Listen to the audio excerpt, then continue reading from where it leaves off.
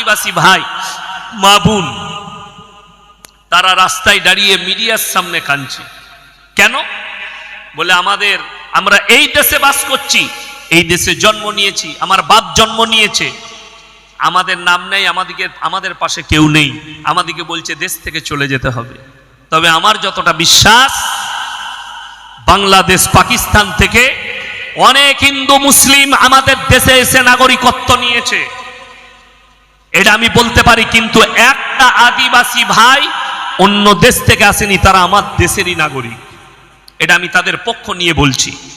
প্রত্যেকটা আদিবাসী মা বোন ভাই, তাদের কাগজ না থাকলেও তারা আমাদের দেশের নাগরিক, তাদেরকে পেশ করানো হয়েছে। অনেক হিন্দু মুসলিম বাংলাদেশ থেকে এসে আমাদের দেশে বাস করছে নাগরিকত্ব নিয়ে, জানি না কে, কিন্তু বেশি আদিবাসী ভাইরা আমাদের দেশের। কিন্তু আমি বলতে চাই, আপনারা অনেকে জানেন না, যারা নেতা আছেন, যারা নিজেকে বড় ভাবছেন, যারা নিজেকে পাওয়ারফুল ভাবছেন, তারা ইসলামের নয়। আপনি কোরআনের ইতিহাস শোনালে বলবেন কোরআনকে বিশ্বাস করি না। তারা পৃথিবীর ইতিহাস তুলে দেখলেন, যতগুলো জালিম বাদশা পৃথিবীতে এসছে, যতগুলো অত্যাচারী এসছে, আল্লাহ তাদেরকে বেইজ্জতির সঙ্গে মৃত্যু দিয়েছে, ঠিক কি না? প্রমাণ নেবেন। 1 নম্বর, বর্তমানে কোনো মানুষ, সে হিন্দু মুসলিম দলিত আদিবাসী যেই হোক, নিজের ছেলের নাম হিটলার কেউ রাখবে? কথা বলে না? কেউ রাখবে হিটলার? কেন রাখবে না? সে ছিল একজন অত্যাচারী শাসক, মানুষ তার নাম লিবে কিয়ামত পর্যন্ত ঘৃণার সঙ্গে। কয়েক লক্ষ লোককে হত্যা করেছে। এখন কি দেখাচ্ছেন নেতাদিকে? তোমরা ইতিহাস তুলে দেখে নাও। ইতিহাসের পাতায় যারা এখানে মাস্টার ডাক্তার বসে আছেন, এমএসসি বিএসসি বিকম, তাদেরকে বলবো সকালে গিয়ে ইতিহাসটা খুলে দেখবে, দিয়ে আমাকে ফোন করবে। ইতিহাসের পাতায় একজন রাজার নাম এসছে, তার নাম হচ্ছে আলেকজান্ডার। অর্ধেক দুনিয়া দখল করেছিল, সেই যুগের সব থেকে বড় যোদ্ধা ছিল আলেকজান্ডার। যে দেশে আক্রমণ করেছে সেই দেশকেই দখল করেছে। কিন্তু জানেন, কোন মানুষ যদি ভদ্র হয়, নম্র হয়, আখলাক ভালো হয়, আমল ভালো হয়, চরিত্র ভালো হয়, তার দ্বারা সমাজে কাজ হয়, ঠিক কি না? এই আলেকজান্ডার ভারতেও আক্রমণ করেছিল। সেই সময় যিনি রাজা ছিলেন, একজন হিন্দুদের রাজা, তার নাম ছিল রাজা পুরু। ইতিহাসের পাতায় পড়ে নাও। তার ব্যবহার, তার আখলাক চরিত্র, তার ব্যবহারে সে উৎফুল্ল হয়ে বললে, ভারতে আর আক্রমণ করব না, আপনার ব্যবহার খুব ভালো। তিনি ভারত ছেড়ে গেছেন। সেই আলেকজান্ডার বিষ পান করে মারা গেছে। আল্লাহ তাদের অস্তিত্ব মিটিয়েছে। আপনার চোখের সামনে হাজারটা দৌড়ের বাড়ি লালবাগে, নবাব সিরাজউদ্দৌলার আল্লাহ তাদের অস্তিত্ব মিটিয়েছে, বাড়ি এখনো দাঁড়িয়ে আছে। ঠিক বললাম না ভুল বললাম? শাহজাহান বাদশাহ তার বিবির জন্য তাজমহল তৈরি করেছিল। তার বিবি আছে না চলে গেছে? কথা বলে না? চলে গেছে। রাজা চলে গেছে। তাহলে মাথায় রাখবেন, যারা নিজেদিকে পাওয়ারফুল বলছে, শুধু তাই নয়, ইতিহাস বেশি দূর নিয়ে যাব না, 2023 থেকে 2025 আমাদের যারা জেনারেশন আছে, বর্তমানে পৃথিবীতে যারা বেঁচে আছে, তারা আমরা নিজের চোখে দেখলাম আল্লাহর মারে আওয়াজ উঠে। কথা বলে না? আল্লাহর মারে আওয়াজ হয় না, কিন্তু মানুষ শেষ হয়ে যায়, ধুলিস্যাৎ হয়ে যায়। কোরআনে আছে, ওয়াতু ইজ্জু মান তাশা ওয়াতু দিল্লু মান তাশা বিয়াদিকাল খায়র। ইজ্জত আর জিল্লাতের মালিক হচ্ছেন আল্লাহ। ইতিহাস বলছে, যতগুলো রাজা তার প্রজাদের সঙ্গে বিয়াদবি করেছে, অত্যাচার করেছে, সাধারণ নাগরিককে, মজলুমকে জ্বলিয়েছে, আল্লাহ তাদেরকে বেইজ্জতি করে মৃত্যু দিয়েছে পৃথিবীর বুকে। 1 নম্বর, কোরআনের পাতায় নাম এসছে ফেরাউন। ফেরাউন বলেছিল মিশরের মাটিতে দাঁড়িয়ে, আনা রাব্বুকুমুল আলা, আমি তোমাদের রব, আর আমি হচ্ছি পৃথিবীর শ্রেষ্ঠ, আমার উপরে কেউ নেই। আল্লাহ ফেরাউনকে পানিতে ডুবিয়ে বেইজ্জতির সঙ্গে মৃত্যু দিয়েছে। বেইজ্জতি, বাঁচাতে পারেনি কেউ তাকে। নাম্বার 2, নমরুদ, বেইজ্জতির সঙ্গে মৃত্যু হয়েছে। এই 2023 থেকে 2025 পৃথিবীর 4টা শাসককে আল্লাহ তাআলা বেইজ্জতি করে দেশ ছাড়া করেছে। নাম্বার 1, শ্রীলঙ্কার প্রধানমন্ত্রী দেশ ছেড়ে পালিয়েছে। তার দেশের মন্ত্রীদের আন্ডার প্যান্ট ছিঁড়ে দিয়েছে, বাড়ি এত মেরেছে জনতা। দেখেছেন না দেখেননি? যদি না দেখে থাকেন, যাদের কাছে বড় মোবাইল আছে এক্ষুনি বসে বসে ইউটিউবে সার্চ করুন। শ্রীলঙ্কার অবস্থা কি হয়েছিল দেখে নাও। নাম্বার 2, আমি বর্ডার এলাকায় বসে আছি মনে হয়, তাই না? একবারই বর্ডারে আমাদের। নাম্বার 2, রাজহাঁসের মাংস, পাতি হাঁসের মাংস, আপনার ভেটকি মাছের পকোড়া, গোলদা চিংড়ি, পাবদা, টেবিলে খাবার রেডি। ম্যাডাম গোসল করছেন, বেরিয়ে খানা খাবেন ডাইনিং টেবিলে বসে। সেনা প্রধান ঢুকে গেল, আপনার হাতে 40 মিনিট সময় আছে, যা কাগজপত্র যা মাল নেবেন নেন, হেলিকপ্টার রেডি আছে, দেশ ছেড়ে পালাতে হবে, জনস্রোত আসছে আপনাকে হত্যা করে দিবে। রাঁধা ভাত আমার আল্লাহ খেতে দেয়নি, সেই মেহমানটা আবার আমাদের দেশেই বসে আছে। আমি আর নাম লুব না, সমঝদারও কে লিয়ে ইশারা কাফি হ্যায়। কেন? আমার আওয়াজ হয়তো ওই দেশ পর্যন্ত পৌঁছেই যাচ্ছে, আর না পৌঁছালো মোবাইলের মাধ্যমে পৌঁছে যাবে। আমার বন্ধুগণ, আমার ভাই, নাম্বার 3, বাশার আল আসাদ, সিরিয়ার প্রেসিডেন্ট, 27 বছর। যদি বলেন এই সিরিয়ায় কি আছে? সিরিয়ায় দামাস্কের একটা মসজিদ, কিয়ামতের যতগুলো আলামত আছে তার মধ্যে একটা আলামত এই সিরিয়ার সঙ্গে জুড়ে আছে। দামাস্কের একটা মসজিদে এই বাশার আল আসাদ 27 বছর নামাজ হতে দেয়নি, আজান হতে দেয়নি। এই বাশার আল আসাদের বাড়িতে 4.5 কোটি টাকার 4 হুইলার রাখা আছে। সে আর তার পরিবার কোথায় দেশ ছেড়ে পালিয়েছে আল্লাহ ছাড়া, সে ছাড়া কেউ জানে না। তার দেশের জনতা পেলে তাকে হত্যা করে দিত। তার সহযোগী যারা ছিল তারা লুকিয়ে গেছে, অনেকজনকে বিদ্রোহীরা হত্যা করে দিয়েছে। আমার বন্ধুগণ, এই দামাস্কের মসজিদটা কিয়ামতের আলামতের মধ্যে একটা আলামত। কেমন আলামত? ওই মসজিদেই ইমাম মেহেদী ইমামতি করবেন, আর আল্লাহ তাআলা কিয়ামতের পূর্বে দাজ্জালকে হত্যা করার জন্য হযরতে ঈসা মাসীহকে ওই মসজিদেই নামানো হবে। জোরে বলুন সুবহানাল্লাহ। কিয়ামতের আলামতের সঙ্গে জুড়ে আছে। এখন সেই মসজিদে আজান শুরু হয়েছে, নামাজ শুরু হয়েছে, খালি আর পরে অপেক্ষা ইমাম মেহেদী কবে আসবেন, দাজ্জালের আবির্ভাব কবে ঘটবে। এখন আমাদের অনেক সমাজের লোক মনে মনে করছে দাজ্জাল তো এখনো এলো না। আপনারা হাদিস সম্পর্কে খুব অবগত নয়, আলেম উলামাদেরকে জিজ্ঞেস করুন। দাজ্জাল শুধু একটা ব্যক্তির নাম নয়, দাজ্জাল আসার আগে গোটা পৃথিবীতে তার সিস্টেম শুরু হয়ে যাবে দাজ্জালের।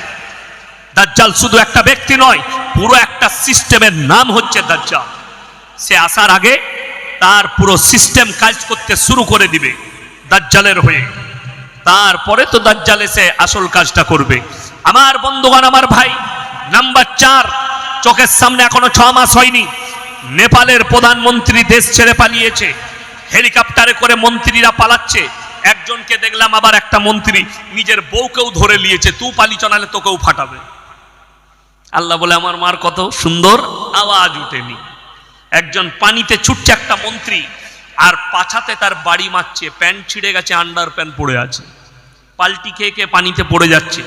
তোরা যে বলছিলি লালবাতি গাড়ি, তোরা যে বলছিলি বডিগার্ড, তোরা যে বলছিলি পুলিশ, মাথায় রাখবে যদি কেউ কোন এলাকার নেতা, গ্রাম্য নেতা, দেশের নেতা, কোন রাজা, কোন বাদশা কেউ যদি নিজের প্রজার উপরে অত্যাচার করে, তার চোখের পানিটাই তোমার জন্য কাহার হয়ে যাবে, আর খুব তাড়াতাড়ি আল্লাহ তোমাকে বেজ্জতি করে মৃত্যু দিবে। এটা ইতিহাস বলছে পৃথিবীর, এখন অনেক দেখতে বাকি আছে। ওই জন্যে মনে মনে করবেন না যে এসআইআর এর কাগজ পাঠিয়ে দিয়েছে আর উনি মনে করছেন আমার বাপের দেশ। তোমার বাপের দেশ নয়। যেদিনে আল্লাহর মার পড়বে আওয়াজ উঠবে, আর তুমি পালাবারও রাস্তা খুঁজে পাবে না। আল্লাহ যেদিনে তোমাকে মার দিবে, তুমি রেডি থাকো। এই দলিত, আদিবাসী, হিন্দু, মুসলিম, গরিব, অসহায়, এদিকে লাইনে দাঁড় করিয়ে এদিকে যে কষ্ট দেওয়া হচ্ছে, এদের চোখের পানিটা যেদিনে আল্লাহর বারগাহে কবুল হবে, তোমরা দেশ ছেড়ে পালাবার রাস্তা পর্যন্ত খুঁজে পাবে না। যেভাবে হয়রানি চলছে, বড় কষ্ট লাগে, দুঃখ লাগে। আমি চ্যালেঞ্জ ছুড়ে বললাম, আমাকে একদিনের জন্য ভোট কমিশনার করে দেন, এই মাল কটাকে সব পাকিস্তানি করে আমি পাঠিয়ে দিতে পারবো। আমার হাতে বলতো, আমি যা বলবো তাই তো। কথাটা বুঝতে পারেননি? আমি বলে দিলাম তুমি দেশের নাগরিক লয়, কেন? সব আমার। বড় কষ্ট আমাকে, আমারও নাম এসছে, আমিও গিয়েছিলাম। বলছে শওকত সাহেব নাকি আমার বাপ নয়। কি হারাম করবে, আমাকে কাগজ দিয়েছে, 17 বছর জলসা করছি, আমাকে বলছে তুমি এসে প্রমাণ দাও তুমি শওকত সাহেবের ছেলে কিনা। ভাগ্যিস আমার বাপকে বলিনি, নাহলে তোদের বীজ মারতছে। বড় কষ্ট লাগে, দুঃখ লাগে। আরে আমি গিয়ে দেখলাম একটা মানুষের পা কাটা, তাকে বলছে 2 তলায় চাপতে হবে। এইটা হচ্ছে কষ্ট, এই যে হাইরানি, ওই মানুষের ব্যথা, ওই মানুষের কষ্ট। আমি কোন জেলায় দেখলাম মোবাইলে, একজন হিন্দু মা, বয়স হয়ে গেছে 80 বছর, চলতে পারছে না, পায়ে অপারেশন আছে, তাকে পর্যন্ত ওখানে নিয়ে এসছে টেনে, যে তুমি প্রমাণ দাও। আরে যে প্রমাণ চাইছে, তোর বাপকে জন্ম দিয়েছে ওই ভদ্র মহিলা, আর তুই তাকে বলছিস যে তুমি ভারতের কিনা। কত কষ্ট লাগে। আমি কোনো রাজনৈতিক বক্তা নয়, আপনারা, আমি রাজনীতির কথা বলিনি, আমি খালি আপনাকে বুঝাতে চাইছি, আপনি দেশের নেতা হন, গ্রামের হন, অঞ্চলের হন, আপনি লিডার হন, কিন্তু হযরতে উমরে ফারুক রাদিয়াল্লাহু তাআলা আনহুর মতো হন। আমি সেদিনে মুর্শিদাবাদে একটা জলসায় ছিলাম, মাদ্রাসা, শুয়ে আছি, আমার পাশে একটা ড্রাইভার শুয়ে আছে, একজন বক্তা, সে ফোনে কথা বলছে, আমি শুনতে পাচ্ছি। সে একজনকে ফোনে বলছে, ভাই আমার যে ঘরের নামটা এলো, মেসেজ এলো তো, কই আবার দেখলাম নামটা ডিলিট হয়ে গেছে, কি ব্যাপার? তখন ওই দিক থেকে ওই হারামখোর নেতা বলছে, ওই যে 20,000 দিলি না, ওই জন্য নামটা বাদ চলে গেছে। আমি বললাম মালটার নাম কি রে? বলছে হুজুর আপনি জলসাই বলে দিবেন, আর বলবো না। আমি ঠিক আছে তুই চলে যা। নাম না জানলেও সে মাল তো শুনতে পারবে মোবাইলের মাধ্যমে। ঘরের টাকা ঢুকার আগে হারামখোর নেতার ফোন ঢুকছে, 10,000 আমাকে দিবি, পাঠিয়ে দে, নামটা দিয়ে দিয়েছি, মেসেজ ঢুকে গেছে 10,000 দে। তুমি একবারও চিন্তা করেছো এই টাকার হিসেব আল্লাহর কাছে দিতে পারবে কিনা? শুনে রেখে দেন, যারা নামাজি আছেন, মুসল্লি আছেন, দিনদার আছেন, কেউ যদি এক ওয়াক্তের নামাজ কাজা করে, নামাজটা হচ্ছে আল্লাহর হক, রোজা হচ্ছে আল্লাহর হক, কোন বান্দা সে যদি আল্লাহর হক মারে, ওটা আল্লাহর এখতিয়ারে, আল্লাহ মাফ করতেও পারে, নাও করতে পারেন। কিন্তু কোন ব্যক্তি যদি বান্দার হক মারে, মা বাপের হক মারে, প্রতিবেশীর হক মারে, সন্তানের হক মারে, বিবির হক মারে, কেউ যদি সমাজের লোকের হক মারে, সেই বান্দা ক্ষমা না করা পর্যন্ত আমার আল্লাহ ক্ষমা করবেন না। কথা বুঝতে পেরেছেন না পারেননি? সবাই হাত তুলে বলুন, আজ থেকে আমরা আল্লাহকে বিশ্বাস করব ইনশাআল্লাহ। এই জোরে বলুন ইনশাআল্লাহ। এরপর বলুন, আল্লাহকে যদি বিশ্বাস করব বলেন, আল্লাহ সব হুকুম মানতে হবে না হবে না? কথা বলেন না কেন? সব হুকুম মানতে হবে না হবে না? মানতে হবে তো, সবাই মানবেন তো? আচ্ছা আল্লাহ যেগুলো নিষেধ করেছে ওগুলো আর করা যাবে? কথা বলে না, করা যাবে না। ইমানদারির সঙ্গে বলুন তো, এই থানাটা কোন থানা? ধানতলা থানা। এই ধানতলা থানায় আপনারা যতগুলো মুসলমান ভাই বসেছেন, ইমানদারির সঙ্গে বুকে হাত রেখে বলুন তো, মুসলমান শরীয়তে, ইসলাম শরীয়তে আমাদের জন্য সুদ খাওয়া হারাম না হালাল? কথা বলে না, হারাম। তাহলে আপনাদের এলাকায় একটাও সুদখোর নাই মুসলমানদের? কথা বলে না, আছে? হ্যাঁ, শুনেন, সুদটা যে হারাম, এটা আমরা মৌলবীরা বলেছি না আমার আল্লাহ বলেছেন? আল্লাহ বলেছে, মৌলবীদের কথা না। জাস্ট আমরা নকল করছি, আমরা আপনাদের কাছে পাঠিয়ে দিচ্ছি, আল্লাহ দায়ী করেছেন ওই জন্য পৌঁছে দিচ্ছি। আপনার কাছে পৌঁছানোর দায়িত্ব আমাদের। কোরআনে আছে ওয়াহাল্লাল্লাহুল বাইয়া ওয়া হাররামার রিবা, সুদকে হারাম করেছি, ব্যবসাকে হালাল করেছি। ব্যবসা করুন হালাল, সুদ খাচ্ছেন হারাম। কেমন হারাম? কোন ব্যক্তি হারাম জানার পরে সে যদি সুদ খায়, সে যেন 1 নম্বরই আল্লাহর সঙ্গে যুদ্ধ ঘোষণা করে দিল। আচ্ছা, যে লোকটা যুদ্ধ ঘোষণা করলো আল্লাহর সঙ্গে, এ আর মুমিন থাকতে পারে? কথা বলে না, না।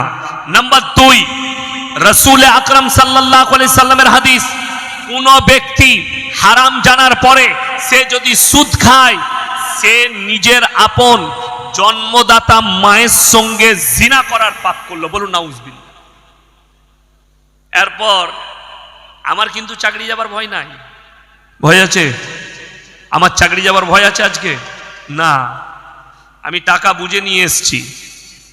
আমাকে বলবেন হুজুর এত কড়া বক্তব্য দিবেন না, গাড়ি রেডি আছে, নামবো, পালিয়ে যাবো, পয়সা ফেক, তামাশা দে, কালকে যেখানে যাবো আবার এই কথাই বলবো, নিতে পারলে লিবি, না হলে লিহি না। কে দাউদ দিতে বলেছে?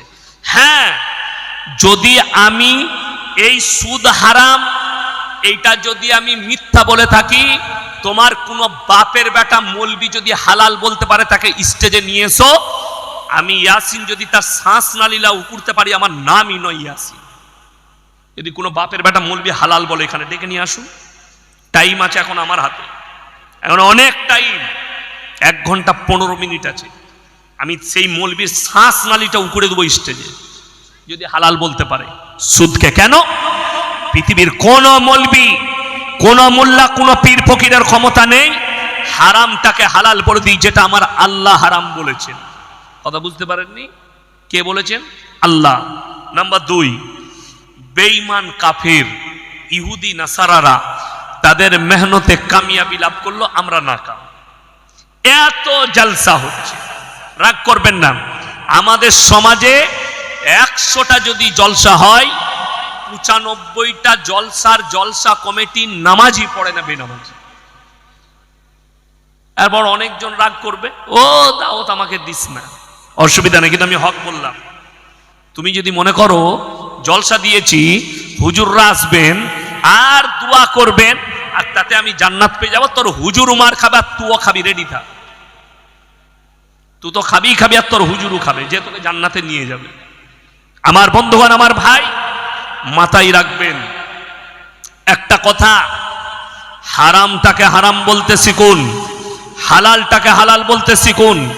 আপনার ইমাম যদি বায়ান করে, সকালে আপনি তাড়িয়ে দিবেন ইমামকে, কিন্তু ইয়াসিনকে তাড়াতে পারবেন না, ভয় নেই, আমার কিছুই করতে পারবেন না। আমাকে বলবেন হুজুর বায়ান বন্ধ করে দেন, আমি নেমে পালিয়ে যাব, কোনো অসুবিধা নাই। কিন্তু হারামটাকে হারাম মানতে হবে, হালালটাকে হালাল মানতে হবে।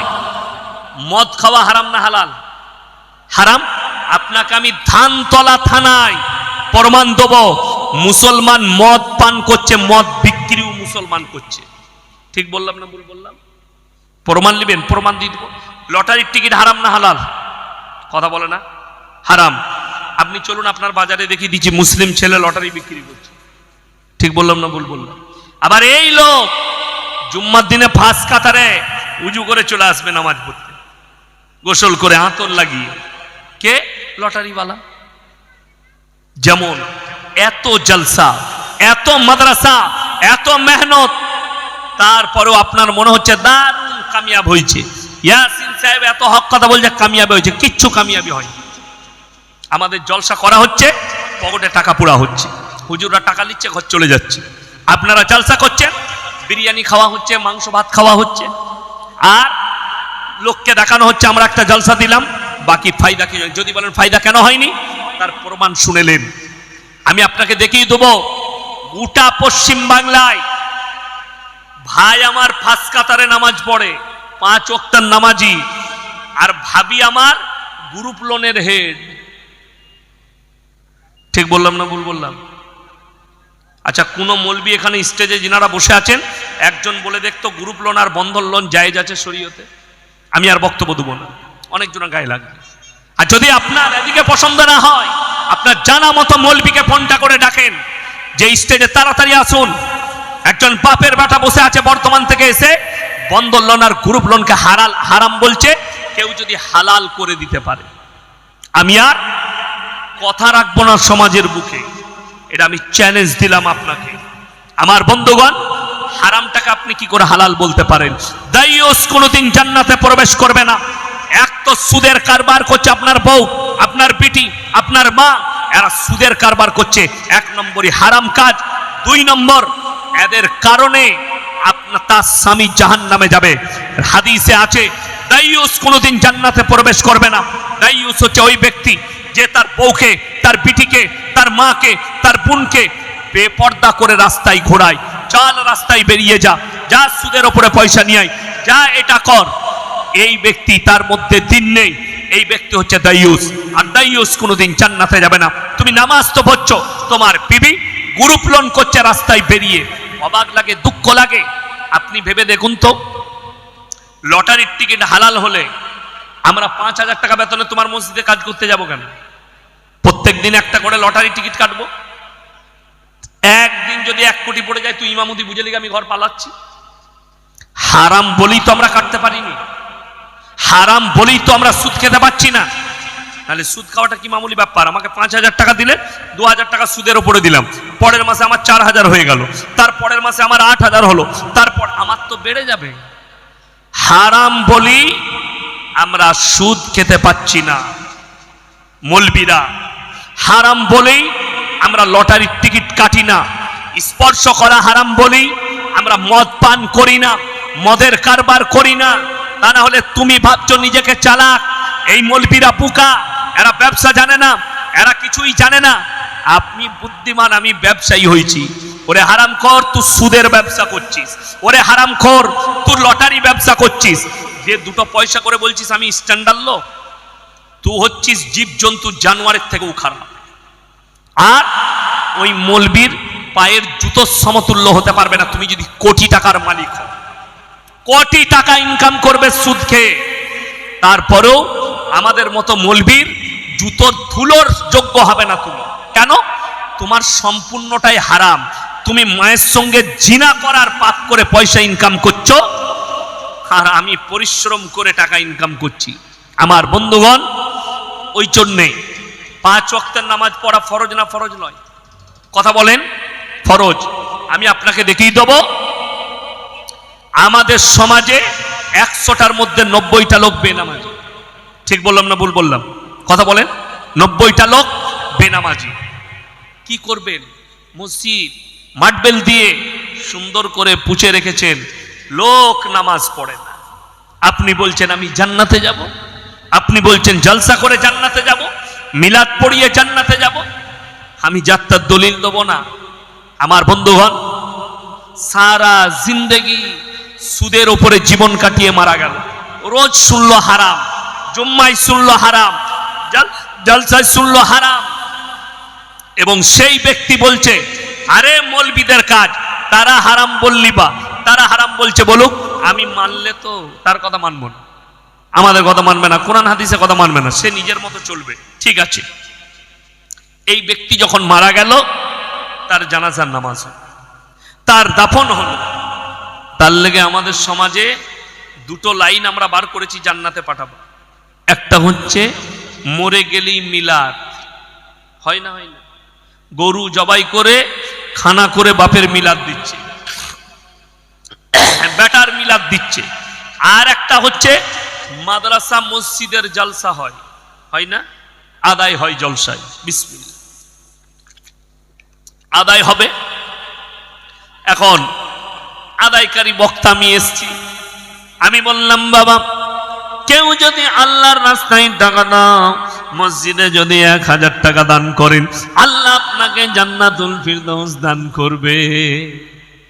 একজন সুদখোর দেখলে হুজুর তো জান্নাতে পাঠাবো বলছে, সে উঠে এসে আমাকে 2000 দিয়ে দিল। এখন আমি দেখলাম 2000 যখন দিয়েছে, একটু জান্নাতে ঢুকিয়ে দিই। আহারে বান্দারে কোথায় বসেছিল, আর ছিল কিনা ছিল 2000 দিল, দিয়ে তাকে জান্নাতে ভরে দিল। সে দেখলে এত ভালো জান্নাত তো আর কোথাও নাই, সে আর সুদ ছাড়বে? তুমি একবার বলেছো হুজুরকে, হুজুর আমি আপনাকে সুদের পয়সা দিচ্ছি, হুজুরের দোয়াটা তারপরে শুনতে কি দিত? হুজুর ধরে টাকাটা এরকম করে ফেলিয়ে দিত। কোন বুকা মলবি এই দোয়া করবে না। কোন হুজুরের দোয়া শুনেছেন?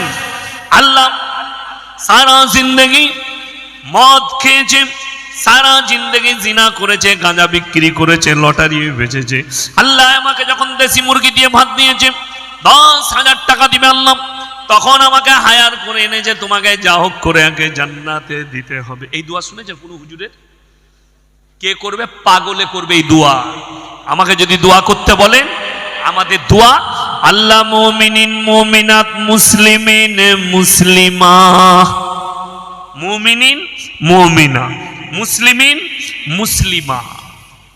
কখনো কোনো মৌলবি বলবে না যার দিল দিমাগ সহি আছে, ঠিক আছে, সে কোনোদিন এই দোয়া করবে না আমাকে ভাড়া করে নিয়ে এসছে আর বাপ জিন্দেগি ভর সুদ খেয়েছে হারাম জেনে একে জান্নাতে দিয়ে দাও।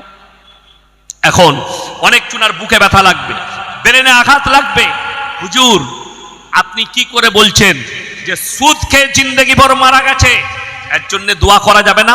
100% দোয়া করা যাবে। কত পার্সেন্ট বললাম? 100%। যে লোক জানলো এটা হারাম সেই লোকের জন্য দোয়া করা যাবে না। যদি জিদ করে সুদ খায়, হারাম জানার পরেও খায়, সে 1 নম্বরই বেঈমান হয়ে গেছে, আল্লাহর সঙ্গে যুদ্ধ ঘোষণা করে দিয়েছে। 2 নম্বর মায়ের সঙ্গে জিনা করার পাপ করেছে জিন্দেগি ভর। আপনি তার লেগে দোয়া করবেন? তাহলে দলিল দেবো আপনাকে। বাপ দাদর গল্প বলতে আসিনি আমি, আমার বাপের ঘটনা বলবো না। যিনি পৃথিবীর শ্রেষ্ঠ পয়গম্বর হযরত মুহাম্মদ মুস্তাফা, সকলে জোরে একবার বলুন সাল্লাল্লাহু আলাইহি ওয়াসাল্লাম, তিনি হচ্ছেন রাহমাতুল লিল আলামিন। তিনার কথা বলবো। জানেন পৃথিবীর কার দিকে তাকাবেন না, কে নবীজিকে গালি দিচ্ছে, কে কোরআনকে গালি দিচ্ছে, কে আল্লাহকে গালি দিচ্ছে, এই দিকে তাকাবেন। আমাকে একজন ভিডিও পাঠিয়েছে, তাকে আমি নিষেধ করলাম এইসব ভিডিও আমাকে পাঠিও না। একজন মুহাম্মদ সাল্লাল্লাহু আলাইহি সাল্লামকে গালি দিচ্ছে। ভারতের ছেলে না বাংলাদেশের জানি না, কিন্তু বাঙালি, খুব গাল দিচ্ছে নবীজিকে। আপনারা বলুন তো, নবীজিকে গালি দিলে ইসলামের কোনো ক্ষতি আছে? তার নিজস্ব ক্ষতি আছে। কার নিজস্ব ক্ষতি আছে? যে গালি দিচ্ছে তার। যেহেতু পৃথিবীর এখানে যারা শিক্ষিত বসে আছেন, আমাদের বেশিরভাগ শিক্ষিত লোক গুমরা। যারা গুমরা বুঝেন, যারা টুপি দাড়িওয়ালাকে দেখলে ঘৃণা করে যে মুসলিম কটা শিক্ষিত, তাদেরকে বলছি ভালো করে মোবাইল ঘাঁটো, পেপার ঘাঁটো। এই হারামখোরদের মুখে কুলু পেটে গেছে। তসলিমা নাসরিনের মতো হারামের আওলাদ নবী মুহাম্মদ সাল্লাল্লাহু আলাইহি সাল্লামকে গালি দিয়েছে, আমাদের মতো মৌলবীকে গালি দিয়েছে। আমার বন্ধুগণ, আমি আপনাকে অনুরোধ করে বলছি, একবার তো মোবাইলটা খুলতে বলুন তাদেরকে। ইপস্টেন ফাইল প্রকাশ হয়েছে,